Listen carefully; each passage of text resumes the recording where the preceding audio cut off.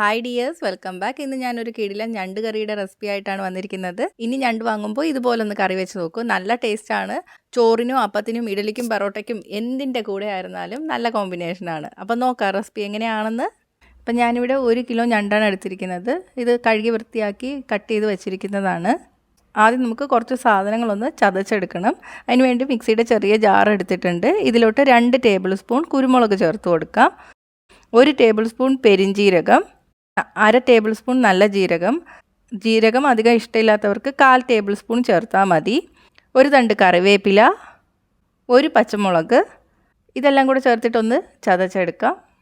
വെള്ളം ചേർക്കരുത്, പസ് ബട്ടൺ അമർത്തിയിട്ടൊന്ന് ചതച്ചെടുത്താൽ മതി. ഇനി ഇതിലോട്ട് 1/4 കപ്പ് ചെറിയ ഉള്ളി കൂടി ചേർത്ത് കൊടുക്കാം. ഒന്നുകൂടി പസ് ബട്ടൺ അമർത്തിയെടുക്കാം. ഇതേ രീതിയിൽ നമ്മൾ പൊടിച്ചെടുക്കണം. ഇതിനി മാറ്റി വയ്ക്കാം. ഇനി മിക്സിയുടെ ജാറിലോട്ട് ഞാൻ 1/4 കപ്പ് തേങ്ങ ചിരകിയത് ചേർത്ത് കൊടുക്കുകയാണ്. 5 അണ്ടിപ്പരിപ്പ്. ഇനി കുറച്ച് വെള്ളം കൂടെ ഒഴിച്ചിട്ട് നന്നായിട്ടൊന്ന് അരച്ചെടുക്കാം. ഇതുപോലെ അരച്ചെടുക്കുക. ഇനി മാറ്റി വയ്ക്കാം. ഇനി ഒരു ചട്ടി എടുക്കുക. ചട്ടി ചൂടായി വരുമ്പോൾ നമുക്ക് 2 ടേബിൾ സ്പൂണോളം വെളിച്ചെണ്ണ ഒഴിച്ചു കൊടുക്കാം. ചട്ടിയിൽ എണ്ണ ഒഴിക്കുമ്പോൾ ഇതുപോലെ ഒന്ന് ചുറ്റിച്ച് വെച്ച് കൊടുക്കുക. അല്ലെങ്കിൽ ചട്ടി ചൂടായിട്ട് നന്നായിട്ട് പുകഞ്ഞു വരും. എണ്ണ ചൂടായിട്ട് വരുമ്പോഴേക്ക് നമുക്ക് ഇതിലോട്ട് 1/4 ടീസ്പൂൺ ഉലുവ ചേർത്ത് കൊടുക്കാം. 1/4 ടീസ്പൂൺ പെരിഞ്ജീരകം പൊട്ടി വരുമ്പോഴേക്ക് ഇതിലോട്ട് 20 വെളുത്തുള്ളി നീളത്തിൽ അരിഞ്ഞത് ചേർത്ത് കൊടുക്കാം. വലിയ വെളുത്തുള്ളി ആണെങ്കിൽ 10 എണ്ണം മതിയാവും. 1 ടേബിൾ സ്പൂൺ ഇഞ്ചി ചെറുതായിട്ട് അരിഞ്ഞത്. ഇനി ഇഞ്ചിയുടെയും വെളുത്തുള്ളിയുടെയും മണം ഒന്ന് മാറി വരുന്ന വരെ വഴറ്റി കൊടുക്കാം. ഇപ്പോൾ 2 മിനിറ്റ് കഴിഞ്ഞിട്ടുണ്ട്. ഇതിലോട്ട് 1 തണ്ട് കറിവേപ്പില ചേർത്ത് കൊടുക്കാം. 1/2 കപ്പ് സവാള നീളത്തിൽ അരിഞ്ഞത് ചേർത്ത് കൊടുക്കാം. കുറച്ച് ഉപ്പും കൂടെ ചേർത്തിട്ട് നല്ല ഗോൾഡൻ ബ്രൗൺ നിറമായി വരുന്നവരെ വഴറ്റിയെടുക്കണം. ഞാനിപ്പോൾ അടച്ചു വയ്ക്കുകയാണ്. ഇടയ്ക്കിടയ്ക്ക് തുറന്ന് ഇളക്കി കൊടുക്കുക, അല്ലെങ്കിൽ അടിയിൽ പിടിക്കും. ഇപ്പോൾ ദാ സവാള നല്ല വഴറ്റിയെടുത്തിട്ടുണ്ട്. ഇനി നമ്മൾ ഇതിലോട്ട് നേരത്തെ ചതച്ച് വെച്ചിരിക്കുന്ന അരപ്പ് ചേർത്ത് കൊടുക്കാം. തീ ഇപ്പം സിമ്മിൻ്റെയും മീഡിയത്തിൻ്റെ ഇടയിലാണ് ഇട്ടിരിക്കുന്നത്. ഈ അരപ്പിൽ നമ്മൾ ഉള്ളിയും കൂടെ ചതച്ച് ചേർത്തിട്ടുള്ളതുകൊണ്ട് നന്നായിട്ട് മൂക്കുന്നവരെ വഴറ്റിയെടുക്കുക, അല്ലെങ്കിൽ ഒരു പച്ച ചെവ വരും. ഇപ്പോൾ 2 മിനിറ്റ് നന്നായിട്ട് വഴറ്റിയിട്ടുണ്ട്. ഇനി ഇതിലോട്ട് 1/2 ടീസ്പൂൺ മഞ്ഞൾപ്പൊടിയും കൂടി ചേർത്ത് കൊടുക്കാം. നന്നായിട്ട് ഇളക്കി കൊടുക്കുക.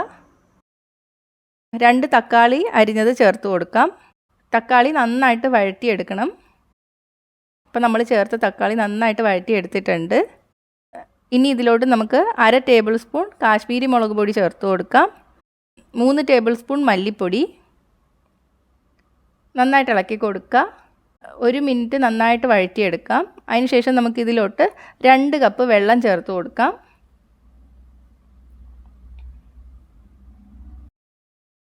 അരച്ച് വെച്ചിരിക്കുന്ന തേങ്ങയുടെ അരപ്പ് കൂടി ചേർക്കാം. നന്നായിട്ട് മിക്സ് ചെയ്ത് കൊടുക്കുക. ഉപ്പൊക്കെ നോക്കുക, ഉപ്പ് കുറവാണെങ്കിൽ ചേർത്ത് കൊടുക്കുക. ഇനി ഇതൊന്ന് നന്നായിട്ട് തിളച്ച് വരണം. അപ്പോൾ അത് തിള വന്ന് തുടങ്ങിയിട്ടുണ്ട്. ഇനി നമുക്കിതിലോട്ട് കഴുകി വൃത്തിയാക്കി വെച്ചിരിക്കുന്ന ഞണ്ട് കൂടി ചേർക്കാം. ഇനി ഇത് അടച്ചു വെച്ചിട്ട് 20 മിനിറ്റ് നന്നായിട്ട് വേവിച്ചെടുക്കണം കേട്ടോ. ഇടയ്ക്കിടയ്ക്ക് ഇളക്കി കൊടുക്കുക.